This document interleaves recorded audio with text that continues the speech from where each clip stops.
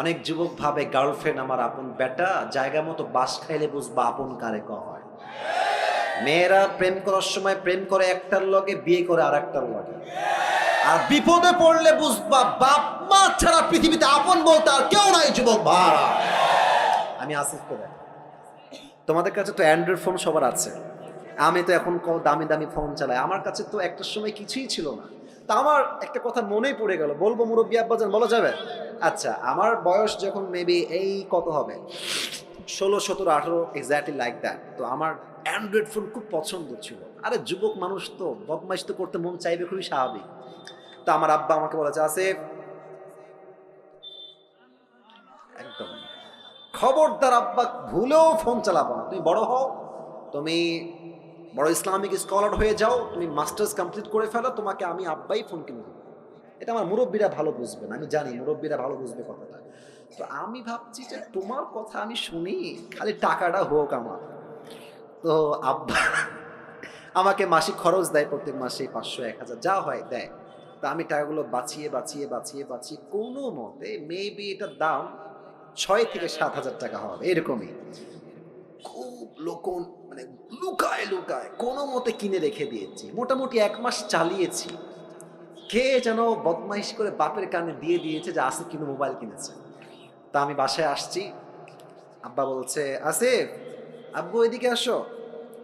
কি হয়েছে? তুমি নাকি মোবাইল কিনেছো? বলছে, আরে না, কে বললো তোমাকে আমি মোবাইল কিনে? আব্বা আমি কিন্তু শুনছি, আমার বাপ কিন্তু খুলনার লোক, আমিও খুলনার লোক, আমার সবার জন্ম খুলনায়।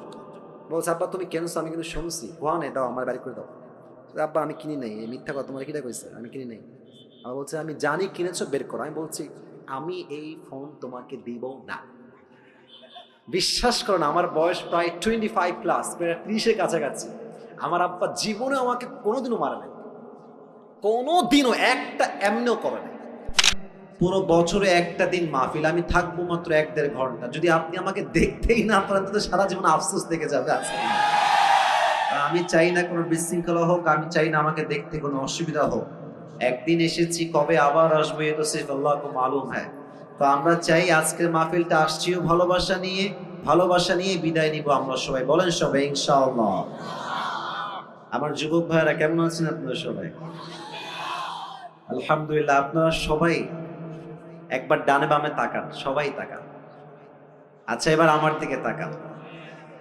আমি যা বুঝতে পারতেছি আজকের মাহফিলের সিচুয়েশন, আমার যে অবজারভেশন, আমার যেই পর্যবেক্ষণ আমাকে বলছে যে আজকের মাহফিলে যত অডিয়েন্স এসেছে, if I am not making any mistake, যদি আমার কোনো ভুল না হয়, 90 ভাগ নয়, 95% যুবক ভাইরা আজকে মাহফিলে এসেছে। মাশাআল্লাহ। ইসলামের বিজয় যে সুনিশ্চিত, ইসলামের বিজয়কে রুখে দেওয়ার সাধ্য যে কারো নাই, আজকে ঝিনাইদহের মাটিতে যুবক ভাইরা তার চাক্ষুষ প্রমাণ। যুবক ভাইরা, আমরা আগে যখনই কোনো হক কথা বলতাম আমাদেরকে ট্যাগ দেওয়া হতো রাজাকার, জঙ্গিবাদ, মৌলবাদ। তো যদি কোনো বাপের বেটা থাকেন এখন আসেন, খেলা হবে। মিয়া আমাদেরকে জঙ্গিবাদ বলে এখন একবার গালি দিলে পিঠের চামড়া একটাও থাকবে না যুবক ভাই। Time has totally changed. সময় পরিবর্তন হয়েছে। আমরা দেখেছি আগে বাবার পক্ষে বললেই হুজুর খুব ভালো, বাবার বিপক্ষে গেলেই হুজুর খারাপ। হ্যাঁ, আর আমার একটা কথা স্পষ্ট, ওনার বাবার বিচার যদি এত বছর পরে হয়, হত্যার বিচারটা, তাহলে আমাদেরকে এটা স্পষ্ট ভাষায় বলতে হবে, গত 16 বছরে যত জুলুম নির্বিচার হয়েছে, আমার যত ভাইদেরকে গুম করা হয়েছে, হত্যা করা হয়েছে, প্রত্যেকটা তালিকা করে করে বিচার করা দরকার যুবক ভাইরা।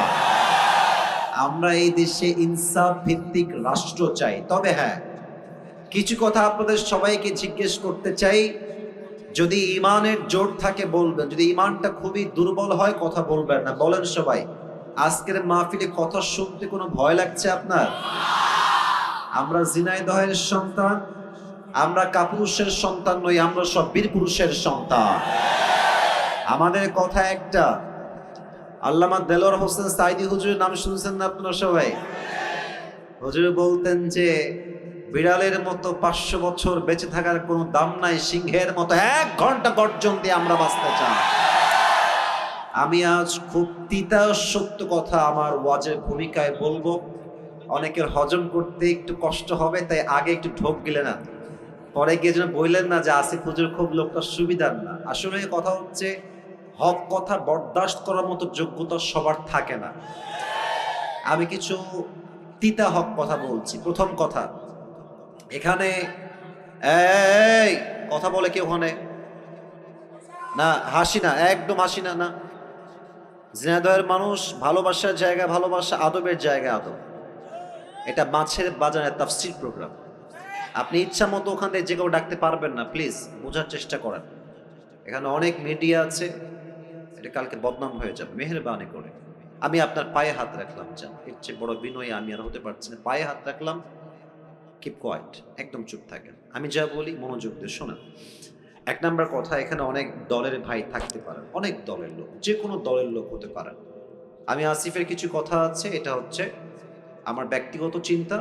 I hope you will go to agree, আপনারা একমত হবেন বলে আমি আশা রাখছি। নাম্বার 1 কথা হচ্ছে, দেশটা আগে স্বাধীন ছিল না, দ্বিতীয়বার দেশটা আমরাই স্বাধীন করেছি, ছাত্র জনতা এটাকে স্বাধীন করেছে।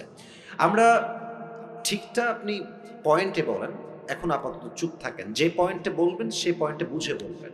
আমরা দেখেন, শহীদ আবু সাইদের নাম শুনেছেন না আপনারা সবাই? আচ্ছা বলেন তো, শহীদ আবু সাইদ কি কাউকে আগ বাড়িয়ে গুলি করতে গেছে? এবার কথা বলতে হবে, গুলি করতে গেছে? কাউকে মারতে গেছে? আমাদের স্লোগান ছিল কি, যে আমরা কোটার সংস্কার চাই, that's it and nothing else. এটাই আমরা চাই, এটাই স্লোগান ছিল ফার্স্টে। বাট যখন শহীদ আবু সাইদের বুকে গুলি চালানো হলো, মনে হলো যে পুরো দেশের প্রত্যেকটা যুবকদের হৃদয়ে গুলি চালানো হয়েছে, যুবক ভাই। তখন ছাত্র জনতা আর ঠিক থাকতে পারে নাই, তখন স্লোগান হয়েছে একটা, না হয় শহীদ হব, না হয় শহরে থেকে আমার নামাই ছাড়বো, ঠিক কিনা বলেন? তো 1 নাম্বার যে কথাটা, সেটা হচ্ছে আগামীতে আবার একটা সরকার গঠন হবে। যদিও এখন একটা সরকার আছে আমরা জানি, বাট এটা সাময়িক, সামনে একটা ভোট হবে। আমি আসিফের চিন্তা এটা, আপনারা একমত হবেন বলে আমি আশা রাখছি। আগামীতে আমরা কোনো নারী নেতৃত্ব এই দেশে দেখতে চাই না। পেছনে কিছু ভাই ঠিক বলেন নাই, আপনারা কি দ্বিমত না একমত? আমরা কোনো নারীকে প্রধানমন্ত্রীর চেয়ারে দেখতে চাই না, আমরা পুরুষকে ক্ষমতায় দেখতে চাই। 1 নাম্বার কথা, নারী দেখতে চাই না। 2 নাম্বার কথা হচ্ছে, পুরুষ চাই ব্যাপারটা এরকম না, পুরুষ কোনটা চাই এটা আপনাকে বুঝতে হবে। আমরা কেমন পুরুষ ক্ষমতায় দেখতে চাই? আমরা এমন একজন পুরুষকে প্রাইম মিনিস্টার হিসেবে দেখতে চাই, যিনি প্রধানমন্ত্রীও হবেন এবং তার যোগ্যতা হবে এতটা হাইলি কোয়ালিফাইড, তিনি একই টাইমে প্রধানমন্ত্রীও হবেন এবং তার যোগ্যতা হবে এতটা হাইলি কোয়ালিফাইড যে তিনি একই টাইমে প্রধানমন্ত্রীর চেয়ার থেকে লিডও করবেন, আবার জাতীয় মসজিদ বাইতুল মুকাররমে দাঁড়িয়ে জুমার খুতবা দেওয়ার যোগ্যতাও রাখবেন। আপনারা কি দ্বিমত না একমত? 3 নাম্বার কথা, এটা বলে আমি আমার এই কথার টার্মসটা শেষ করে ফেলছি। 3 নাম্বার কথা, শুধু নেতৃত্বের চেয়ারে বসলেই হবে না। ইসলাম যেই বিধানকে প্রতিষ্ঠিত করতে বলেছে সেটাকে প্রতিষ্ঠিত করতে হবে। বাতিল পক্ষ তো রাগ করবেই। আমাদের পাশের দেশ ভারত আমাদের সবচেয়ে বড় শত্রু দেশ, যুবক ভাই। আচ্ছা, এদের যে সাংবাদিকগুলো আছে, এসবগুলো হকার মনে হয় আমার কাছে। একটা আছে দেখবা, বাংলাদেশ আর থাকবি না, একে দেখলে মনে হয় যে এই বেটা গুলিস্তানে আন্ডারপ্যান্ট বিক্রি করলে বেশি মানাবে, যুবক ভাই। আর একে দেখে কেমন যেন আমার হিজড়া মনে হয়। হিজড়া দেখবা কথা বলার আগেও ঢং দেয়, মাঝেও ঢং, শেষেও ঢং, আর ও কেমন যে তিরিং বিরিং করে একবার ওই দিকে, আর এমন একটা ভাবে সাংবাদিকতা করে, নিউজ রিপ্রেজেন্ট করে, মনে হয় 2য় বিশ্বযুদ্ধ লেগেই গেল। আর কি বলছে, আমি আজকে অভিমান করেছি, আমি কোনো কথা বলবো না। বেটা, বাংলাদেশে তোর বাপের সম্পদ নাকি রে বেটা? এটা হাজার মায়ের ইজ্জতের বিনিময়ে দেশটা আমরা স্বাধীন করেছি দয়ের মায়েরা। চট্টগ্রাম নেই বা হ্যাঁ, মামুর বাড়ির আবদার। এই দেশের 1 ইঞ্চি মেটি আমার কলিজার টুকরা মাটি যুবক ভাড়া। এই দেশের 1 ইঞ্চি মাটি ভারতের ডালের কাছে ছাড়া হবে না, ঠিক কিনা বলে? 3 নাম্বার কথা, আল্লাহর হুকুমকে এই জমিনে, আল্লাহর রাজকে এই জমিনে কায়েম করতে হবে। কেমনে করবেন? যত বিচার আছে আল্লাহর কোরআন দিয়ে হবে। কথা একমত না দ্বিমত? আচ্ছা, আমি ছোট্ট একটা এক্সাম্পল দেই, যেহেতু কথা শুরু হয়ে গেছে, কথা না বললেও তো পেটের ভাত হজম হবে না আমাদের। আচ্ছা ভাই, আপনি একটু দাঁড়ান তো। না, ধমক দিব না, ধমক দিব না। ভাইজান, আপনার নাম কি? সজীব ভাই। একটু সবাই দিয়ে তাকান তো। সজীব ভাই, ভাইকে দেখেন। 1 সেকেন্ড দাঁড়ান, আপনি 10 সেকেন্ড দাঁড়ালেই হবে। আমার ভাইয়ের নাম সজীব। ভাইজান, আপনি বসে পড়েন। আচ্ছা, আজকে ভাইকে আমি ওই সাইডে নিয়ে গিয়ে, আপনি উল্টা পাল্টা করছেন ভাবে, তাই না? আপনার হাত ঠ্যাং কেটে ফেলবো আজকে। ঠ্যাং কেটে ফেললাম, কথার কথা, একটা ক্ষোভে সজীব ভাইয়ের ঠ্যাং কেটে ফেললাম। বলুন তো কি কাটলাম? আরে ভাই, ঠ্যাং মানে পা। ঠ্যাং মানে কি? পা। তো কালকে আমাকে জেলখানায় দেওয়া হলো। ঝিনাইদহের যেই বিচারের কাঠগড়া জেলা আদালত, আমার বিরুদ্ধে সিদ্ধান্ত নেওয়া হলো বিচার অনুযায়ী, আমাদের যে সিস্টেম আছে সেই হিসেবে, যে আসিফ হুজুর ঝিনাইদহের কালীগঞ্জের একজন যুবক, তার নাম হচ্ছে সজীব, তার পা কেটে ফেলেছে। এখন আমাদের দেশের যেই তথাকথিত নিয়ম আছে সেই অনুযায়ী আমাকে দণ্ড দেওয়া হলো, যে আসিফ হুজুরের 1 লাখ টাকা জরিমানা দেওয়া হলো আর 1 বছরের জেল। For an example, it is just an example and nothing else, just উদাহরণ দিচ্ছি। 1 বছরের জেল আর কয় লাখ টাকা জরিমানা? আরে ভাই সবাই বলেন, সবাই কয় লাখ টাকা জরিমানা? 1 লাখ। আচ্ছা, কোনো একটা জিনিসের ওজন ঠিক আছে কিনা এটার জন্য আমরা একটা জিনিস দিয়ে মাপ দিই, এটার নাম কি? পাল্লা। কথা না বললে কারে ওয়াজ করি? কি পাল্লা? দাড়ি পাল্লা। তো মিজানকে আপনি নেন, দাড়ি পাল্লাকে ওঠান, ডান পা, ওর যে পাটা আমি কেটেছি ওর পাটা আপনি দাড়ি পাল্লার ডান দিকে দেন। আর আমাকে যে 1 লাখ টাকা জরিমানা করা হয়েছে, 1 লাখ টাকা নেন আর 1 বছরের জেল বাম দাড়ি পাল্লায় রাখেন। তাহলে এদিকে সজীবের ডান পা আর এদিকে আমি আসিফ হুজুরের 1 লাখ টাকা আর 1 বছরের জেল। টান দেন তো, সমান সমান হবে? সমান সমান হবে? হবে না। আচ্ছা, আপনি আরো বাড়ায় দেন, জরিমানা আপনি দেন 2 লাখ টাকা আর এদিকে আপনি দেন মনে করেন যে আরো 2 বছরের জেল। সমান সমান হবে? যদি কোরআন দিয়ে রাজ কায়েম হয়, কোরআন কি বলছে? চোখের বদলে চোখ, নাকের বদলে নাক, কানের বদলে কান, ঠোঁটের বদলে ঠোঁট, ঠ্যাঙের বদলে ঠ্যাং, জানের বদলে জান।